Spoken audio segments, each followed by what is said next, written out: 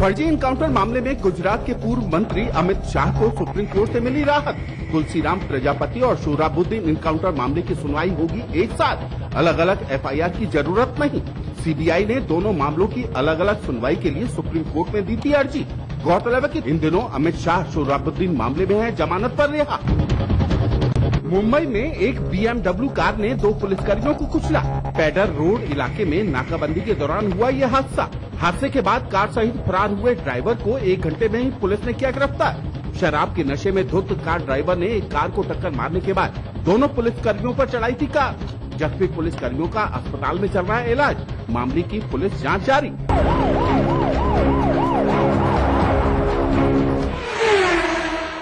अगर किसी गरीब बाप की नाबालिग बेटी का अपहरण हो जाए तो वो क्या करेगा?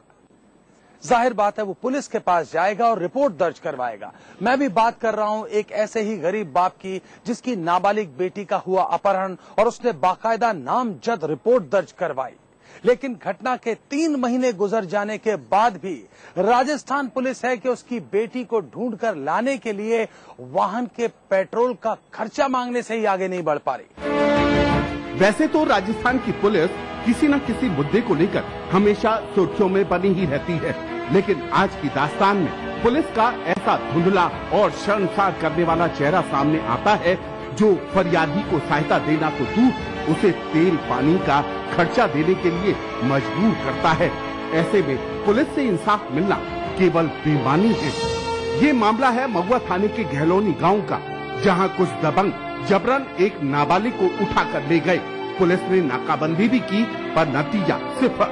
नामजद मामला भी दर्ज हुआ, लेकिन 3 महीने बीतने के बाद भी पुलिस न नाबालिग को बरामद कर पाई और न ही आरोपी को पकड़ने में उसे कामयाबी मिली। 30-40 हजार रुपए लगवा दिए और फिर बाद में अब तक कोई समाचार नहीं। पुलिस की इस कारगुजारी से इस परिवार की इज्जत भी तार-तार हो गई है। दरअसल कुछ समय बाद ही लापता बालिका की शादी होनी थी।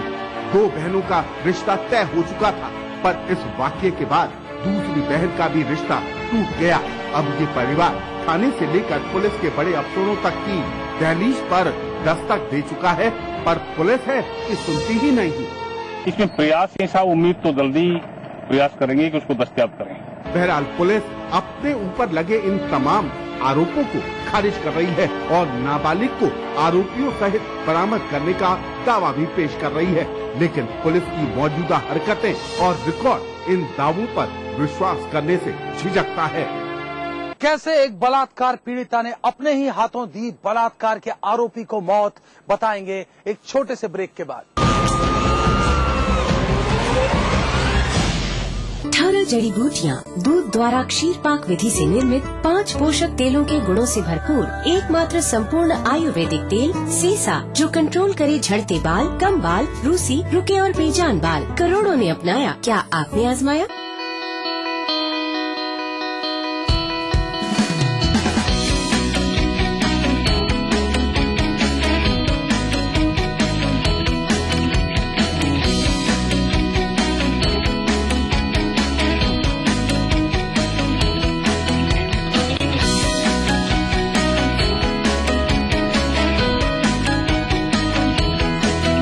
JECRC University, build your world। क्या आप अपने चेहरे पर कील दाग, धब्बों, झाइयों से परेशान हैं? तो इनसे छुटकारा पाने का एकमात्र समाधान मेलाज स्किन क्रीम, एली फार्मास्यूटिकल्स द्वारा निर्मित।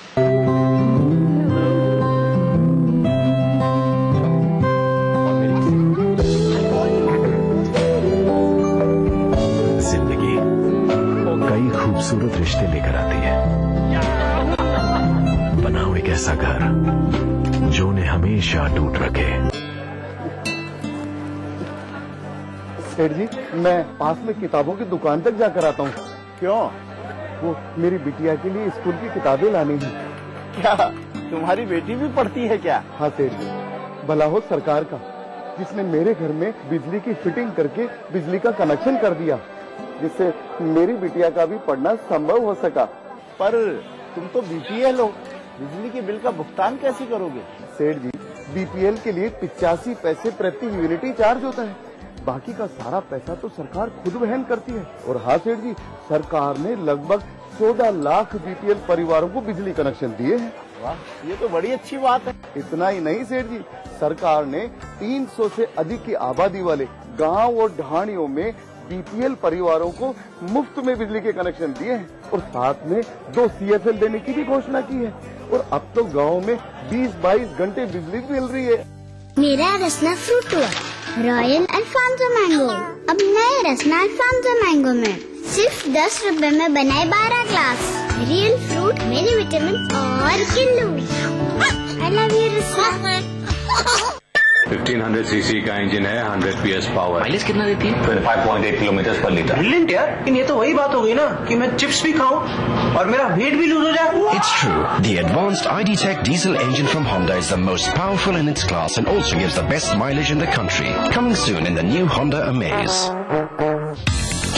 अब सिर्फ बड़े शहरों की चकाचौंध ही नहीं, छोटे शहरों के भी होंगे जलवे। खबरें सिर्फ बड़े शहरों की नहीं, छोटे शहरों की भी मिलेंगी। मारो शहर में देखिए इस समय पर। इस न्यूज के सह प्रायोजक हैं जागो पार्टी का मिशन 2013, आरक्षण का अंत। मिराज शुद्ध ऑयल सोप। कुबेर मसाला, स्वादिष्ट जीवन चाहे हर मन। JECRC University. Build your world. देश में बलात्कार के खिलाफ नया सख्त कानून लागू हो गया है। अब ये देखने वाली बात होगी कि ये नया कानून कितनी जल्दी बलात्कार के आरोपियों को सजा दिलाता है। लेकिन अब जो जुर्म की सच्ची दास्तान में आपको दिखाने वाला हूं, उसको देखने के बाद आप कहेंगे कि शर्तिया कितना भी सख्त कानून हो, पर इतनी जल्दी कोई भी सजा नहीं सुना सकता। मैं बात कर रहा हूं एक विधवा की, जिसके साथ किया गया बलात्कार। पीड़िता ने किसी बात का इंतजार नहीं किया और बलात्कार के चंद ही मिनटों बाद खुद दे दी आरोपी को मौत की सजा। ये दास्तान हैरत में डालती है, चौंकाती है, थोड़ा सबक देती है, थोड़ी तसल्ली देती है, लेकिन इन सब के बावजूद जुर्म तो जुर्म है। जी हाँ, बिहार के पटना जिले के पसरा बाजार थाना क्षेत्र के सुईथा गांव में दुष्कर्म की शिकार महिला ने रेपिस्ट को जिंदा जलाकर मार डाला। कोई पछतावा नहीं है, गांव के अच्छा भी बुझाती है, गांव में बहुत हरकत है। सुइया गांव निवासी भोला ठाकुर नशे की हालत में गांव की एक विधवा महिला के घर घुस गया था और उसके साथ दुष्कर्म किया। घटना के बाद पीड़िता ने कमरे में आग लगा दी और कमरे को बाहर से बंद कर दिया। आग ने भोला को अपनी चपेट में ले लिया, जिससे उसकी घटना स्थल पर मौत हो गई। पुलिस ने शव बरामद कर लिया है और पीड़िता को डॉक्टरी जांच के लिए भेज दिया है।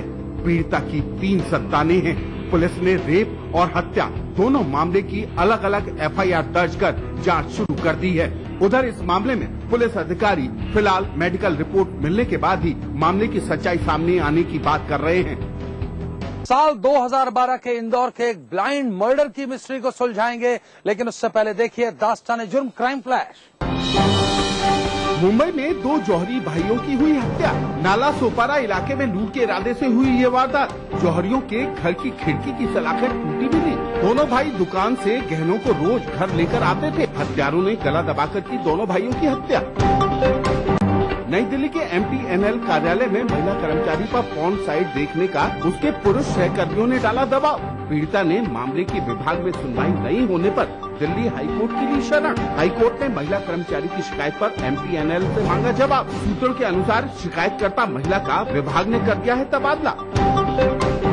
झुंझुनू राजस्थान में 2 अलग अलग जगह मिले 3 अधजले शवों से इलाके में फैली सनसनी। जिले के भगीना गांव में 1 तो खाजपुर गांव में मिले हैं 2 शव। तीनों युवकों की हत्या कर शव को जलाने की आशंका। आग जलती देख ग्रामीणों ने पुलिस को दी सूचना। तीनों शवों की नहीं हो सकी है पहचान। पुलिस जुटी है मामले की जाँच में। कभी कभी कुछ हत्याएं ऐसी होती हैं जिन्हें ब्लाइंड मर्डर्स कहा जाता है। ये वो केसेस होते हैं जिसमें पुलिस को कोई सुराग हाथ नहीं लगता। कुछ ऐसा ही हुआ था इंदौर में साल 2012 में, जबकि एक महिला की लाश पाई गई थी। लेकिन अब इस हत्या का राज फाश हो गया है और सामने आया है ये कि महिला की हत्या की सुपारी उसी के पति ने दी थी, क्योंकि वो चाहता था कि वो अपनी पत्नी का इंश्योरेंस क्लेम कर ले अपनी माशूका से शादी। मध्य प्रदेश जिला इंदौर स्थान पोलो ग्राउंड क्षेत्र और तारीख 19 जनवरी 2012। यहाँ हुआ जयंती नामक महिला और उसके आरक्षक पति लवकेश राजपूत पर अज्ञात बदमाशों का हमला। बदमाश उनकी बाइक भी लूट कर भाग निकले। बदमाशों ने महिला के सिर में और आरक्षक के पैर में हमला किया था। दरअसल लवकेश का अपनी पत्नी जयंती से अक्सर विवाद होता था। ये विवाद तब और बढ़ गया जब लवकेश का रिश्तेदार भाई भी इनके घर आकर रहने लगा। लवकेश अपनी पत्नी पर शक करता था। इसी दौरान लवकेश बेगमगंज रायसेन में रहने वाली एक शिक्षिका के संपर्क में आया। दोनों की नजदीकियां बढ़ी और लवकेश ने इस युवती से शादी करने का फैसला लिया। लेकिन इस रिश्ते में उसके लिए सबसे बड़ी बाधा पत्नी थी। लिहाजा उसने जयंती को रास्ते से हटाने की योजना बनाते हुए राजू कुशवाहा नामक व्यक्ति को 60,000 रुपए में पत्नी की ही सुपारी दे डाली। ये व्यक्ति लगातार पुलिस से खात्मे की रिपोर्ट की मांग कर रहा था।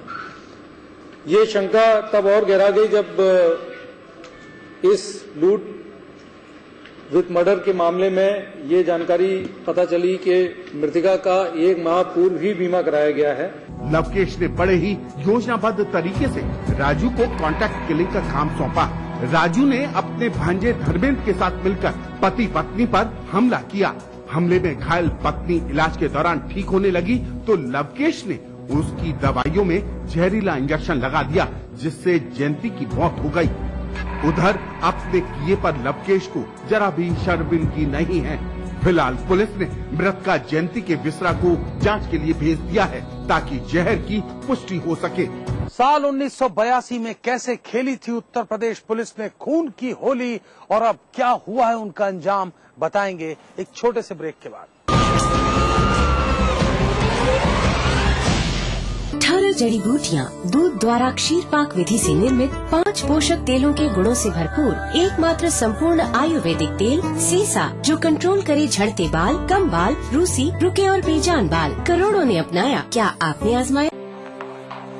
राजस्थान की धरती ने ली है नई करवट, पहली बार हुई है स्वर्णिम युग की आहट। राजस्व में वृद्धि होगी रोजगार के संग संग, नए रिफाइनरी प्रोजेक्ट से आएंगे खुशियों के रंग। बरसेगी खुशहाली, दुनिया बदलेगी औरों की तरह सोना उगलेगी। 4 साल पहले राजस्थान सरकार के सामने बाड़मेर में रिफाइनरी की स्थापना एक चुनौती थी। केंद्र सरकार के सहयोग व मुख्यमंत्री अशोक गहलोत की सूझबूझ से संकल्प भरे नेतृत्व में राज्य सरकार ने इस चुनौती को एक युग परिवर्तन के अवसर में बदल दिया है। HPCL ने अगले 4 वर्ष में बाड़मेर में रिफाइनरी स्थापित करने का निर्णय लिया है। देश को तेल क्षेत्र में आत्मनिर्भर बनाने की दिशा में अपने इस अपूर्व सहयोग से राजस्थान बढ़ेगा विकास के सुनहरे पथ पर। रिफाइनरी की स्थापना से पेट्रोकेमिकल, पेट्रो इंजीनियरिंग और अन्य संबंधित क्षेत्रों में अनेक नए उद्योग भी स्थापित होंगे। इस उपक्रम से 4 लाख से अधिक लोगों को रोजगार के नए अवसर प्राप्त होंगे। तरक्की की ओर बढ़ते राजस्थान में बाड़मेर रिफाइनरी एक मजबूत जीवन रेखा बनकर इंदिरा गांधी नहर की तरह ही लोगों की तकदीर बदलने वाला वरदान साबित होगी। होगा अब हम सबका हर सपना साकार, नया राजस्थान छुएगा विकास के नए आयाम। स्वाद भरा पकवान बनाना लेकर नाम कुबेर का, रंग कुबेर का जितना चढ़ेगा प्यार भी उतना बढ़ेगा। कुबेर मसालों के जादू से स्वादिष्ट जीवन, कुबेर मसाला, स्वादिष्ट जीवन चाहे हर मन। जीतिए एक फ्लैट और करोड़ों के इनाम। खरीदिए वेक्टस ग्रुप के गंगा, वाटरवेल, वेक्टस पानी की टंकियां और पाइप।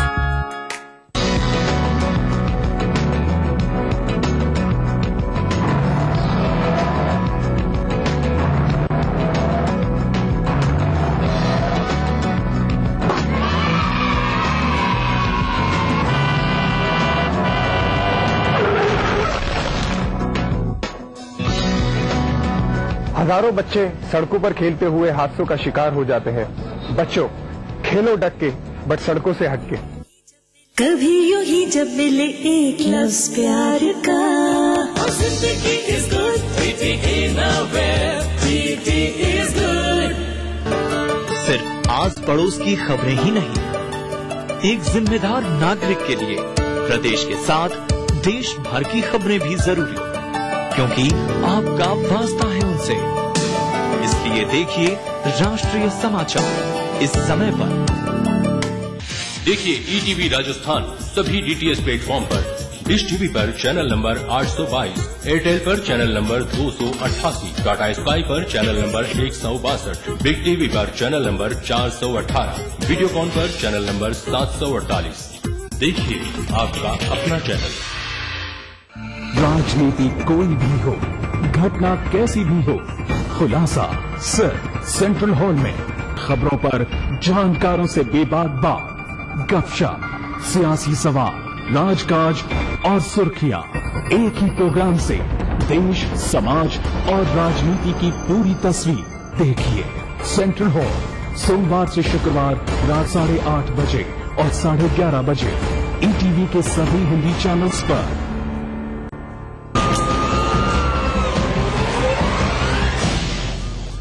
साल 1982 राज्य उत्तर प्रदेश, जिला गोंडा, कटरा बाजार थाना के माधवपुर गांव में अचानक एसपी को सूचना मिलती है कि गांव के ही माता प्रसाद शुक्ला के घर कुछ बदमाश घुस आए हैं। इस सूचना को पाकर सीओ केपी सिंह पहुंचते हैं शुक्ला के घर। जैसे ही दरवाजा खटखटाते हैं, एक गोली चलती है और सीओ की जिंदगी वहीं खत्म हो जाती है। सीओ के साथ आई पुलिस फोर्स बावर्दी पुलिस अधिकारी की इस तरह की हत्या को बर्दाश्त नहीं करती और इसके बाद उत्तर प्रदेश पुलिस खेलती है खून की होली और एक एक कर बिछा दी जाती हैं 12 लाशें। सीबीआई इंक्वायरी ऑर्डर होती है और उसके बाद क्या हुआ इस पूरी इंक्वायरी का अंजाम, यही बता रही है उत्तर प्रदेश से आई ये खास रिपोर्ट। उत्तर प्रदेश में गोंडा के बहुचर्चित पुलिस मुठभेड़ कांड में लखनऊ स्थित सीबीआई की विशेष अदालत 5 अप्रैल 2013 को अपना अहम फैसला सुनाते हुए 31 साल पुराने फर्जी मुठभेड़ के मामले में 3 पुलिसकर्मियों को सजाए मौत और 5 आरोपियों को उम्र कैद की सजा सुनाती है। इसके लिए झांकना होगा अतीत में और तलाशनी होगी 31 साल पुरानी इस घटना की वजह। ये घटना गोंडा जिले के माधवपुर गांव से जुड़ी हुई है, जहां 12-13 मार्च 1982 की रात में डिप्टी एसपी केपी सिंह बदमाशों के मौजूद होने की सूचना पर फोर्स के साथ वहां पहुंचते हैं। आधी रात का वक्त होने के कारण पूरे गांव में सन्नाटा पसरा हुआ था और पुलिस माधवपुर में प्रवेश कर चुकी थी। डिप्टी एसपी केपी सिंह बदमाशों की मौजूदगी पता करने के लिए एक घर का दरवाजा खटखटाते हैं। इससे पहले कि वो कुछ समझ पाते, अचानक रात के सन्नाटे को चीरते हुए एक गोली उन्हें बुरी तरह से जख्मी कर देती है। डिप्टी एसपी गोली लगते ही नीचे गिर पड़ते हैं। मौके पर मौजूद पुलिसकर्मी उन्हें तत्काल पास में ही एक पीपल के पेड़ के पास लिटा देते हैं, जहां डिप्टी एसपी दम तोड़ देते हैं। अपने अफसर की हत्या से बौखलाई पुलिस इसके बाद माधवपुर में खून की ऐसी होली खेलती है जिसको याद करते हुए 31 साल बाद भी लोग सिहर उठते हैं। अपनों को खोने और दहशत में बिताया एक एक पल आज भी उनके रोंगटे खड़े कर देता है। दरअसल 12 मार्च 1982 को माधवपुर गांव में रामबरन के पिता माता प्रसाद की 13वीं थी। रामबरन उस समय जेल में था और उसके घर काफी रिश्तेदार आए हुए थे। आरोप है कि रामबरन के परिवार से रंजिश रखने वाले गांव के ही ननकऊ शुक्ल ने पुलिस को सूचना दी कि रामबरन के घर बदमाशों का जमावड़ा लगा है और इसी सूचना के आधार पर deputy SP KP Singh Madhavpur पहुंच जाते हैं। डिप्टी एसपी केपी सिंह की हत्या के बाद खाकी वर्दी पूरे गांव को अपने कब्जे में ले लेती है। इसके बाद शुरू होती है खाकी वर्दी का बदला लेने का खेल। बदले की आग में खाकी वर्दी की इस खूनी होली में 12 लोगों की खुलेआम हत्या कर दी जाती है। खास बात है कि अपने गुनाहों पर पर्दा डालते हुए पुलिस इस हत्याकांड को पुलिस मुठभेड़ की शक्ल दे देती है। एक एक का दरवाजा खुलवा कर जिसको पकड़ पाते थे उसका हाथ बांधकर एक जामुन का पेड़ था वहीं पर बैठा देते थे। और जब 11-12 लोगों को बैठा दिया वहां पर, तब एक एक को उठाकर और दौड़ाकर सामने बुलाकर सामने से गोली मार देते थे। पुलिस रिकॉर्ड में मुकदमा अपराध संख्या 35/1982 में इसे डकैतों से मुठभेड़ दिखाया जाता है, जिसमें रामबरन के भाई साधु और जगराम सहित 12 ग्रामीणों को डकैत बताकर मारे जाने और उनके कब्जे से अवैध हथियार और गोला बारूद तक बरामद होने की कहानी गढ़ी जाती है। गौर करने वाली बात यह है कि 8 मई 1983 को पुलिस इसमें फाइनल रिपोर्ट भी लगा देती है, लेकिन सुप्रीम कोर्ट 24 फरवरी 1984 को शहीद डिप्टी एसपी पक्ष की ओर से दायर याचिका को स्वीकार करते हुए मामले की सीबीआई जांच के आदेश देता है। इसके बाद सीबीआई 17 अगस्त 1984 को इस जघन्य हत्याकांड में मामला दर्ज कर अपनी विवेचना शुरू करती है। सीबीआई ने अपनी जांच में पाया कि गांव में बदमाशों के होने की झूठी सूचना दी गई थी और मृतक ग्रामीणों की हत्या गांव में खेतों के पास ले जाकर की गई। ये हत्या तत्कालीन थाना अध्यक्ष आर.बी. सरोज और अन्य पुलिस कर्मियों ने मिलकर की थी। सीबीआई विवेचना में राज फाश होता है कि डिप्टी एसपी के.पी. सिंह ने आरोपी पुलिस कर्मियों के खिलाफ कड़ी कार्रवाई की पैरवी की थी, इसीलिए उनकी हत्या का षड्यंत्र रचा गया। के.पी. सिंह आए, उनके दरवाजे पर ठोकर मारा और सरोज थानेदार पीछे से खड़े थे। चन्नी थी पहले, तो चन्नी पर खड़े होकर के और उसने गोली मार दिया। 28 फरवरी सन 1979 को सीबीआई इस मामले में 19 लोगों के खिलाफ चार्जशीट दाखिल करती है। 7 सितंबर 2001 को सीबीआई की विशेष अदालत में आरोप निर्धारित किए गए। दौरान सुनवाई 10 आरोपियों की स्वाभाविक मौत हो जाती है और 29 मार्च 2013 को एक पुलिसकर्मी को बरी करते हुए अदालत 8 वर्दीधारियों को दोषी करार देती है। 5 अप्रैल 2013 को 31 साल पुराने इस फर्जी मुठभेड़ के मामले में सीबीआई कोर्ट ने अपने 157 पेज के फैसले में गोंडा के कौड़िया थाने के तत्कालीन एसआई आर.बी. सरोज, करनैलगंज थाने के हेड कांस्टेबल रामनायक पांडे और पुलिस चौकी दुबहा बाजार के कांस्टेबल रामकरण सिंह यादव को फांसी की सजा सुनाई। फांसी की सजा पाए तीनों पुलिसकर्मी डिप्टी एसपी के.पी. सिंह और 12 अन्य लोगों की फर्जी मुठभेड़ दिखाकर हत्या करने के दोषी पाए गए, जबकि साजिश में शामिल होने और झूठ साक्ष्य तैयार करने के दोषी पाए गए पीएसी की 30वीं बटालियन के तत्कालीन प्लाटून कमांडर रमाकांत दीक्षित, तत्कालीन एसपी गोंडा के रीडर नसीम अहमद, कोतवाली देहात गोंडा के एसआई परवेज हुसैन, एसआई मंगला सिंह व लकड़ मंडी थाने के तत्कालीन इंचार्ज राजेंद्र प्रसाद सिंह को अदालत ने उम्र कैद की सजा सुनाई है। ये मामला अपने आप में इतना संगीन था कि सीबीआई की विशेष अदालत ने भी इसे रेयरेस्ट ऑफ द रेयर करार दिया। इंसाफ के लिए 31 साल तक चली इस लंबी लड़ाई ने जांच की पूरी प्रक्रिया पर भी कई सवालात खड़े कर दिए हैं। अगर आप भी अपने आसपास घट रहे किसी अपराध को दास्ताने जुर्म में देखना चाहते हैं तो उठाइए अपना मोबाइल फोन, मैसेज बोर्ड पे जाइए, टाइप कीजिए DEJ स्पेस दीजिए, अपना और अपने शहर का नाम लिखकर भेज दीजिए 56000606 पर। अगर आपके पास इस कार्यक्रम के लिए कोई भी प्रतिक्रिया है, नकारात्मक या सकारात्मक, आप हमें पत्र भी लिख सकते हैं। हमारा पता नोट कीजिए, दास्ताने जुर्म ETV 5/96A, भवानी सिंह लेन, भवानी सिंह रोड, सी स्कीम, जयपुर। और अगर आप इंटरनेट इस्तेमाल करते हैं तो आप ट्विटर और फेसबुक के जरिए भी हमसे संपर्क स्थापित कर सकते हैं।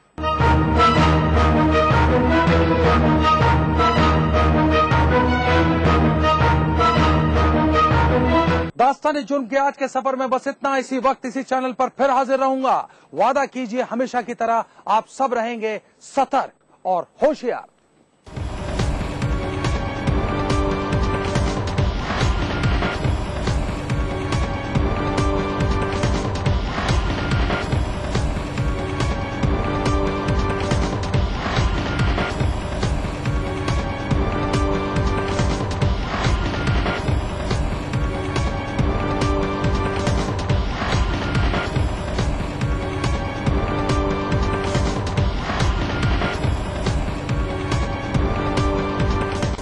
कार्यक्रम के सह प्रायोजक थे। बंगर सीमेंट, सस्ता नहीं सबसे अच्छा।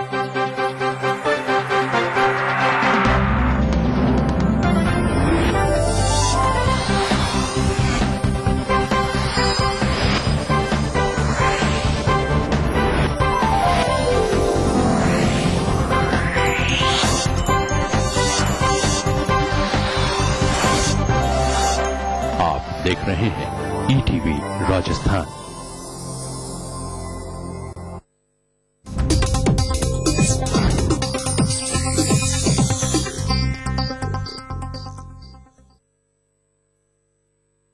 इस न्यूज के सह प्रायोजक हैं बंगर सीमेंट, सस्ता नहीं सबसे अच्छा। सीसा जो कंट्रोल करे झड़ते बाल, कम बाल, रूसी, रुके और बेजान बाल।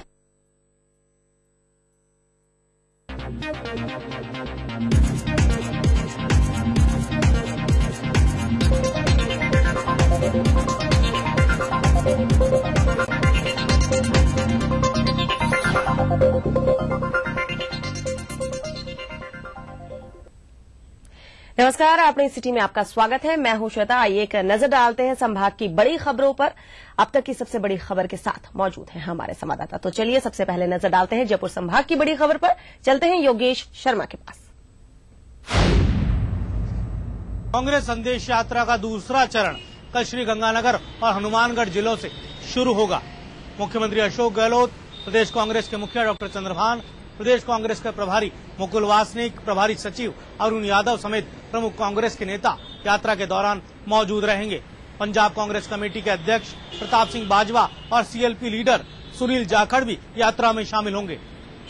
यात्रा के दौरान कांग्रेस सिद्धांतों और संगठन की रीति नीति का प्रचार प्रसार किया जाएगा। साथ ही सरकार की फ्लैगशिप की उपलब्धियां गिनाई जाएंगी।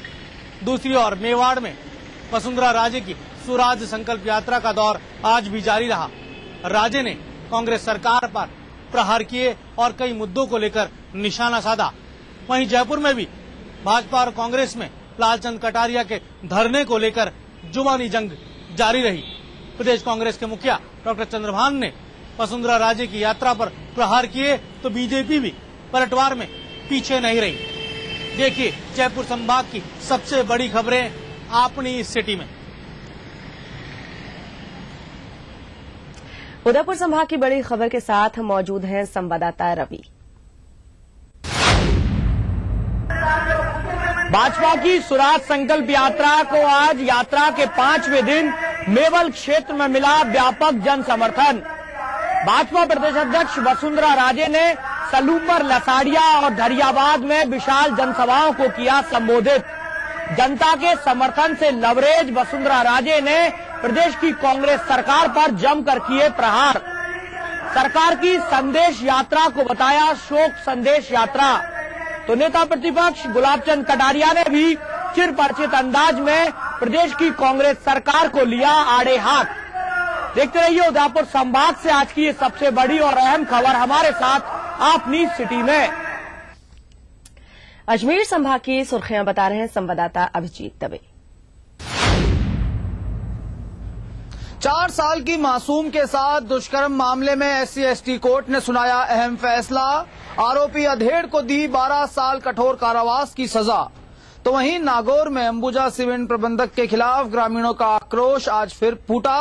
प्रशासन पर मिलीभगत का आरोप लगाते हुए कलेक्ट्रेट के सामने शुरू किया अनशन। संभाग की इन बड़ी खबरों को आप देखते रहिए अपनी सिटी में आज हमारे साथ।